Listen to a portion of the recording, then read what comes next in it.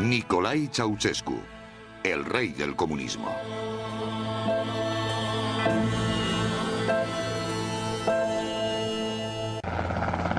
Ceausescu describió su oposición a Moscú como un nuevo capítulo en la ancestral lucha de Rumanía por su independencia.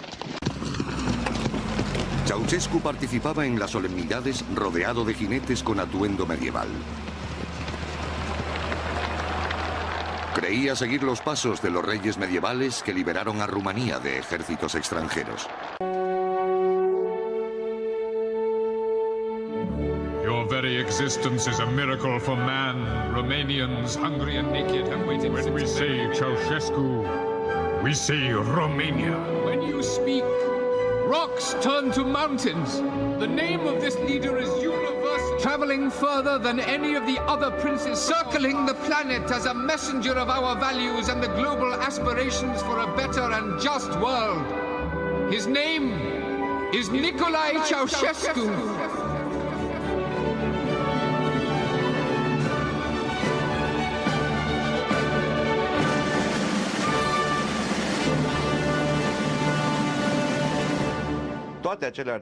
Todas las loas que le compuse tenían un propósito muy concreto.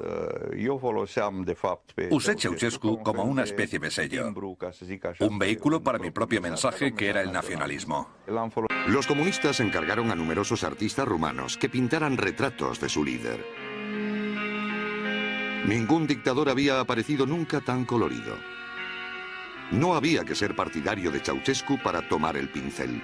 El partido ofrecía incentivos especiales. En mis pinturas, yo les transformaba en personajes. Me pagaron el metálico y me pagaron muy bien.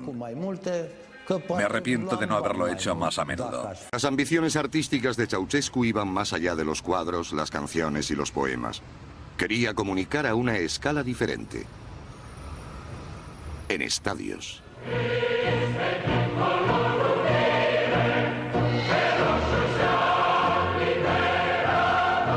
Se inventó un nuevo tipo de teatro político. Combinaba las artes escénicas con las manifestaciones de masas. Toda la población rumana se convirtió en miembro de un espectáculo sobre sí misma. Estas representaciones servían a un propósito político. El mensaje que queríamos dar a la oposición era que apoyaran al Partido Comunista. Nos dirigíamos a las personas con lemas, con ideas, como estamos construyendo una nación. Nos sacaban de la fábrica 2 meses antes del espectáculo y ensayábamos en el estadio 8 horas al día con 2 descansos. No había espectáculo o demostración en los que no actuara. El 23 de agosto, su cumpleaños, o el 1 de mayo, el Día del Trabajo. El 1 de junio, el Día del Niño, y el 2 de mayo, el Día de la Juventud. No pasaba un mes sin que participara en una de esas representaciones.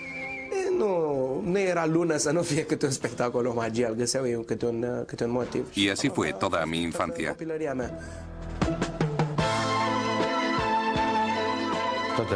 Todo tenía que ser hermoso y con mensaje político. La cosecha tenía que ser grande. Los trabajadores tenían que trabajar contentos. Todo se expresaba con coreografía.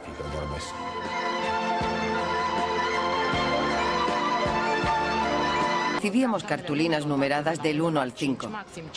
Cuando decían un número en voz alta, las levantábamos y aparecía una imagen. Por ejemplo, la cara de Elena Ceausescu. Pero al final del espectáculo, algo extraño ocurría. Todos los artistas y el público se daban la vuelta y aplaudían a Nicolae Ceausescu y su esposa. Los actores se habían convertido en público y el público en actores. Los medios de comunicación reproducían la imagen de Rumanía representada en los estadios. Los periodistas solo tenían que seguir una sencilla regla. Los titulares eran de este tipo: logros majestuosos, la era de Nicolae Ceausescu, la era de los logros más importantes de la historia de Rumanía.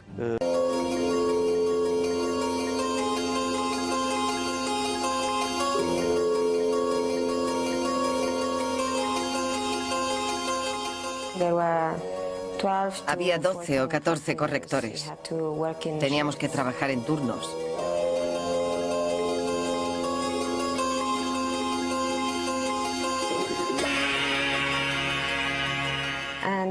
La labor principal era leer todos los artículos y asegurarnos de que todas las palabras estuvieran bien escritas.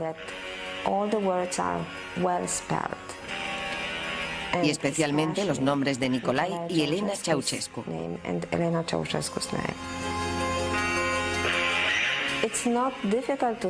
No es difícil de hacer, pero sí lo es leer la misma palabra 40 veces en una página. Todo el mundo interpretaba un papel. El periodista debía hacer ciertas preguntas a las que nadie ponía objeciones y el entrevistado respondía lo que el periodista y los líderes del partido esperaban de él. Am urmărit cu profundă satisfacție patriotică magistralul raport expus de secretarul general al Partidului Comunist Român, tovarășul Nicolae Ceaușescu, raport în care și noi, constructorii, ne regăsim în amplele programe de dezvoltare a investițiilor din țara noastră. No se podía cometer ningún error. Las reglas eran claras. No mostrar lo que se suponía que no debía estar ahí. No mostrar su lado izquierdo. Si se tomaba el ángulo equivocado, se veía la piel llena de manchas de un anciano con problemas hepáticos. Ceausescu solía tartamudear un poco, cuando decía gente, sobre todo. Que era el momento en que los niños se acercaban a él para regalarle flores. Ese momento era obligatorio. No podía aprenderme un poema porque era sobre Elena Ceausescu. No lograba que me entrara en la cabeza. Me enfadaba y me negaba a aprender esa tontería en la que no creía. Había palabras y expresiones como brillante, ingeniosa, lo fantástica que era. Todo era una estupidez colosal. Mi madre me llevó a un lado y me preguntó si estaba loco. Si no lo hacía, nos arrestarían a todos. Y me pidió que cuando dijera frases como amante madre o científica de fama mundial, pensara en ella, en mi madre. Lângă marea lui iubire pentru om și pentru țară, e tovarășa Elena Ceaușescu, militant și om de știință, ce în lupta comunistă și-a pus viața cu credință, devenind, prin fapta vieții, eroină legendară. Hasta ese momento, los grandes espectáculos de Ceausescu se habían inspirado en acontecimientos reales. Pero a principios de los 80, Rumanía ya no seguía el guión. Había escasez de alimentos y cortes de electricidad. Pero también había una solución: reescribir la realidad.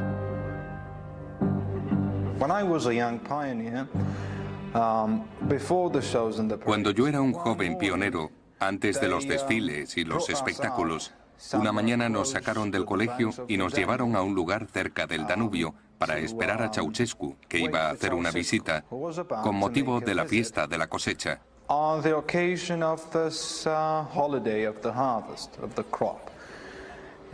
Nos tuvieron esperando hasta las 6 de la tarde,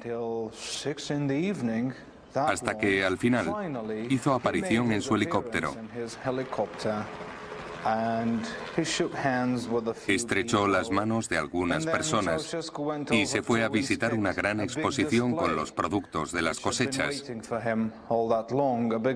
excepto algunos de ellos como maíz, repollos y melones. El resto estaban hechos de poliestireno y madera, materiales parecidos al plástico, pintados para darle buen aspecto.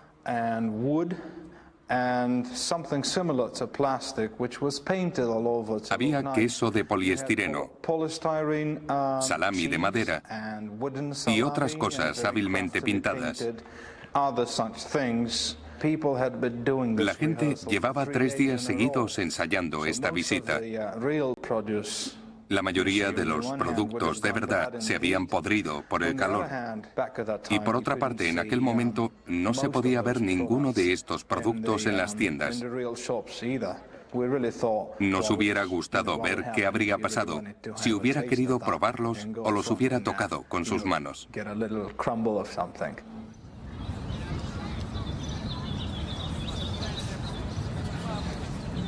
Según los periódicos, la economía rumana seguía creciendo rápidamente. Sabíamos que las estadísticas no eran ciertas. Era obvio. Todos teníamos amigos en el campo y todos los periodistas que iban al campo te contaban que aquello era un desastre total. No había suficiente agua para lavarnos.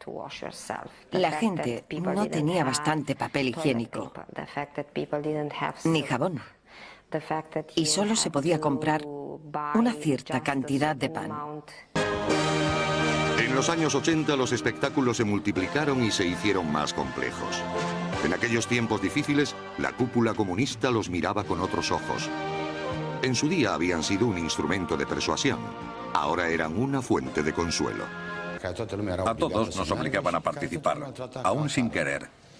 Hacíamos cosas sencillas, pero que parecían complejas cuando se multiplicaban por 300 o 400.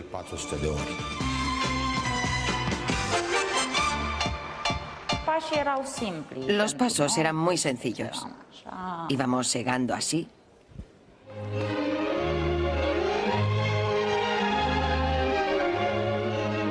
O hacíamos el movimiento de pico y pala.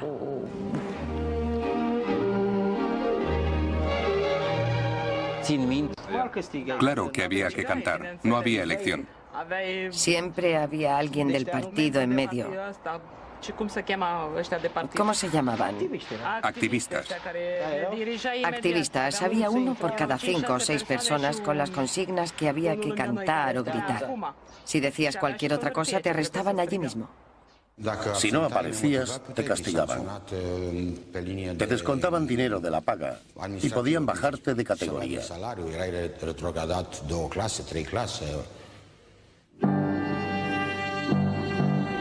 Rumanía vivía una catástrofe económica. Pero, ¿de quién era la culpa? Ceausescu decía que de los extranjeros, concretamente de los bancos internacionales que no le prestaban dinero. Él tenía la solución. Había que exportar productos agrícolas para pagar la deuda externa de Rumanía, que ascendía a 10.000 millones de dólares. En el país, los estantes de los supermercados estaban vacíos. Un día de mayo de 1983, se estrenaba un nuevo musical en Bucarest. Por primera y única vez, un actor encarnaba a Ceausescu.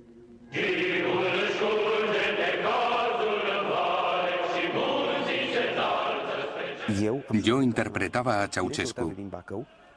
Tuve largas conversaciones con un director de teatro que me dijo que él llegó a creer en el comunismo. Creyó estar construyendo el socialismo en Rumanía y lo hizo con el corazón. Intenté imaginarme a mí mismo en esa situación para meterme en el personaje. Cuando el espectáculo alcanzó difusión nacional por la televisión, tuve que evitar los lugares públicos y no podía andar por la calle.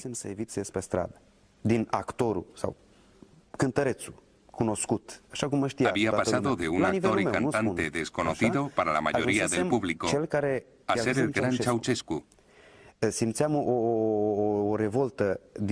Algunas personas me miraban con repulsión por la calle. Pero Ceausescu construía un nuevo escenario, el mayor hasta la fecha. Habían comenzado en Bucarest las obras del nuevo centro de la ciudad.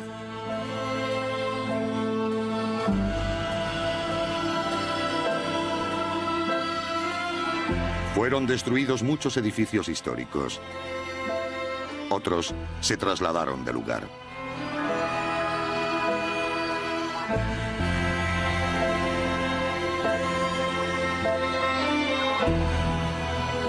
Ceausescu seguía su guión. Un rey antiguo guiaba a su pueblo hacia una era moderna.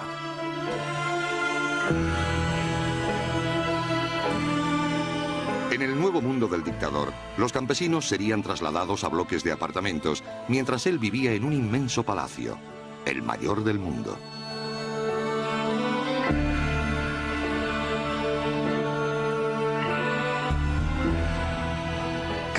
El palacio de Ceausescu estaba cerca de nuestra casa. Vivíamos en casas antiguas y eso le sorprendió mucho. Dijo que parecíamos un poblado de gitanos. Entonces nos dijeron que las iban a demoler. No quedó un centímetro del palacio sin adornos. Se decoró tanto como fue posible. Los costes no importaban. No hay un solo objeto importado en el edificio.